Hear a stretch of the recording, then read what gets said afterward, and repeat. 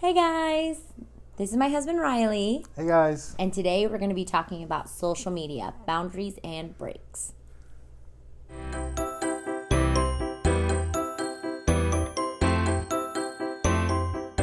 guys, thanks for tuning in today. If you like what you're seeing, hit that subscribe button down below and make sure to follow on Instagram.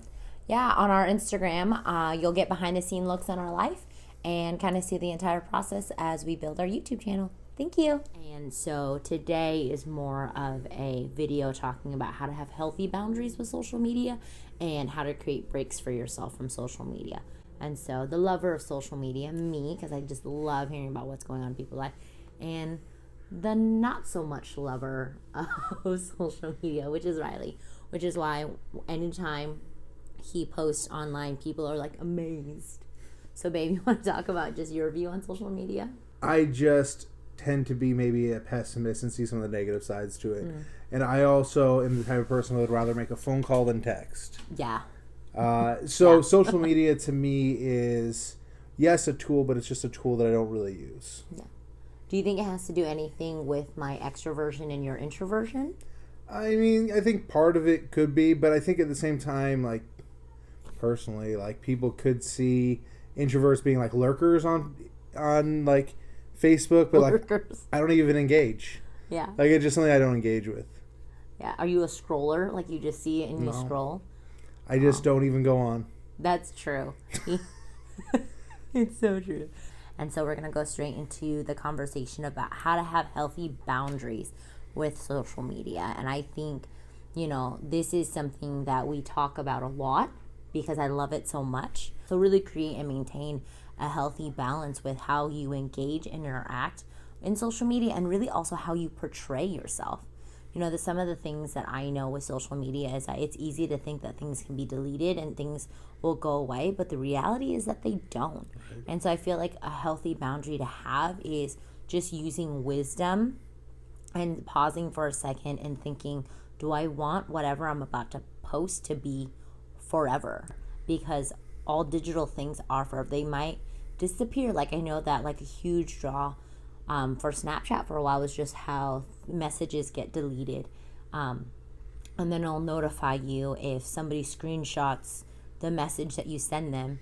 But what are you going to do if you sent somebody an inappropriate picture of yourself and they screenshot it? You're going to send them angry emojis? It doesn't change anything. They now have a very intimate photo of you and can use that against you. And so I just think that pausing and thinking before you hit post is one of the healthiest ways to have boundaries. And so Riley, because the way we engage in social media is so different, baby, you want to talk about kind of like the business, the marketplace view of like possible jobs and stuff? Yeah, I think that, like you said, there is a business side to it. It's something to think about. Employers do oftentimes look through people's Facebook profiles and see the type of character, the things that they're willing to post about the job that they're leaving, or if they've said things in the past just negatively about the company they've been in, or even currently when they're in a position at a job and they want to start talking smack online about like either their coworkers, the company as a whole. Like, that stuff isn't just anonymous out there. When it's your name and it's linked to you, those are real. That's a real thing that's being put out there, and it has real ramifications. It's not just throwing it out to an empty void. Yeah.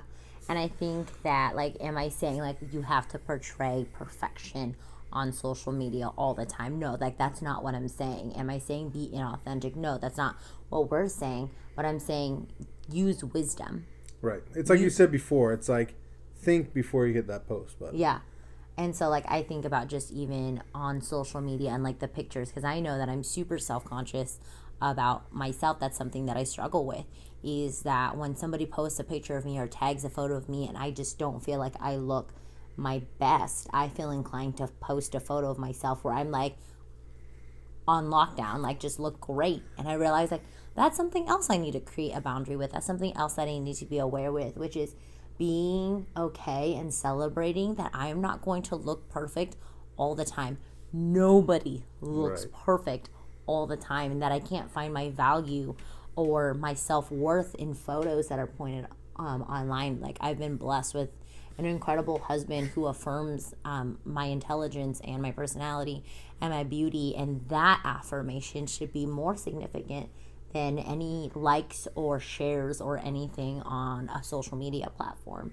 And really surrounding yourself with good enough friends who are going to tell you that you're being a little bit extra and that you need to stop. You know, those are some of the ways that we've created boundaries. Again, we're talking about wisdom in like pausing and before you hit post, thinking, do I want this to be forever? Mm-hmm. Also, just like having peace and contentment with knowing that like you're not going to look great in every photo, and be okay and celebrate that, because that actually brings more truth to social media, that not everything is perfect and put together all the time. And so now we've just finished, talking about boundaries. So let's talk about breaks. Mm-hmm. For me, last year, I went on some social media breaks, month-long breaks. And in those months, I could say that I read a ton more. I was less, honestly, sensitive because I just wasn't on social media to find out what was going on in people's lives. But I also was significantly more intentional with reaching out to people and talking to people, because I couldn't just say, oh, I know what's going on in your life because you posted about it on social media. But it was like, oh, like calling and texting. It's like, hey, what's going on? Because I believe that while social media can be used to help build community as a tool to engage in community, social media should never be the primary platform for community. It should be an addition, but it should not be the main part. At the beginning of this year, I shared with Riley that one thing that I wanted to do was take bi-monthly social media fast, just to, one, practice self-discipline, because it's really hard not to open Facebook or Instagram the first part of the day, and it's hard to not always know what's going on. But I just kind of needed that experience of the bi-monthly social media fast. I was on social media in January. I was off social media in February. I was on it again in March for his birthday. And I just want to let you know that I'm not going to be on our Instagram that we just encourage you to go to, but I'm not going to be on it in April. Riley might hop on my Instagram or might tag me in Facebook, but for the entire month of April, I won't really be engaging, reading comments, likes, or really anything. We're still going to be posting videos every Sunday night, but I'm just actually going to step away fully from the comments and the likes and everything like that, just for my own personal discipline and mental health. And so it'll be really fun. I know that when I reminded Riley that I was doing this, it was hard, because when I told him, like, yeah, I'm taking this break, and his response was like, we just started on topic. Like, why would you take a break now? And just realizing, I had to explain, like, there's no amount of likes, comments, shares, or anything that's worth more than my personal self-discipline or my personal mental health, to step away from, like, sometimes the toxicity of what social media is. But yeah, you won't actually be seeing a ton of me on social media for the month of April. Don't worry, I'll come back super strong in May. So this would actually be a great opportunity for you to go to YouTube, because that's actually where you're going to get any content from our family in the month where I'm just not on Facebook or on Instagram. Thanks so much for watching today. If you like what you saw, make sure you hit that subscribe button. Hit that bell to watch all our content as it comes up. And you're going to just increase your social media presence